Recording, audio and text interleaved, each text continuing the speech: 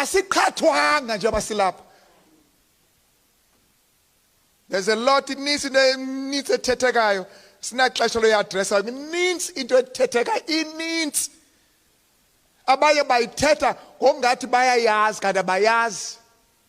Budenge nje obunzulu. The vastness of ignorance. uYesu ngumlungu. Now wonke umuntu othetha ngolo hlobo then you know ukuthi dithetha nomuntu ongaziyo. Sijongene nemeko embi ye-pandemic. On the other side, kukhona abantu who are obsessed with the race of Jesus Christ.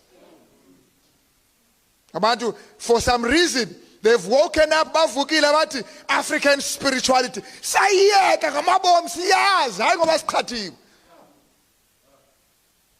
Saziyeka izinyanya ngamazange siqhathwe, sazihlola sajonga sathi le siyayeka.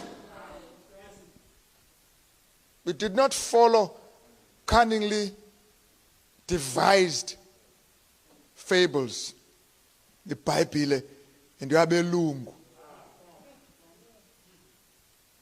Uyazi akhona ibhlungu njengoba ugezele uphathwe kakubi ude uze nezinto izinto ezinkulu uthi zenziwe ngulomuntu ukuphethe kakubi. Belungu abahleli bayama ezibhitshini bonwabile nale Bible kuthiwa iziswe esithi yonke into iziswe esithi.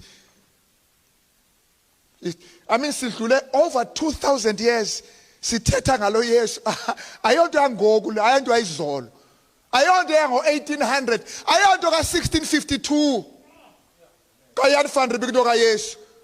This thing has 2000 years at least. Tena Yesu mna 2000 years and kudalo ayaliwa even during the time ka Petros.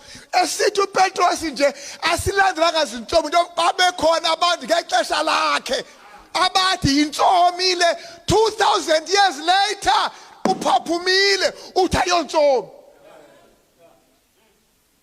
Intsombi engakanani lehlala 2000 years